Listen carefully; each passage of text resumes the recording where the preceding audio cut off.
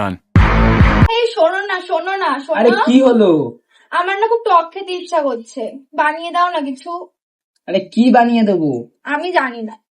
তাহলে লেবুর ললিপপ বানিয়ে দিই। কি, লেবুর আবার ললিপপ হয় নাকি? তাহলে বন্ধুরা আজকে দেখাই লেবুর ললিপপ কি করে বানাতে হয়। তো বন্ধুরা, প্রথমে সৌরভ লেবুটাকে ভালো করে ধুয়ে নিচ্ছে, তারপরও লেবুটাকে ভালোভাবে ছুলে নিচ্ছে।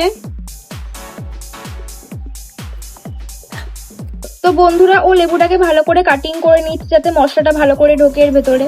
তো প্রথমে ও নিচ্ছে লঙ্কা আর বিট নুনের গুঁড়ো একসাথে মিক্সিং করা, তারপর ও চিনি দিয়ে দিচ্ছে এর মধ্যে, এরপরও অল্প কাসুন্দি দিয়ে দিচ্ছে এর মধ্যে। এবারও সবকিছু একসাথে লেবুটার মধ্যে মাখিয়ে নিচ্ছে। গাইস, ফাইনালি এর মধ্যে একটা কাঠি গুঁজে লেবুর ললিপপও তৈরি করে ফেললো। তো গাইস, ফাইনালি সৌরভ আমাকে লেবুর ললিপপ বানিয়ে দিয়েছে। তো খেয়ে দেখি এটা কেমন লাগে।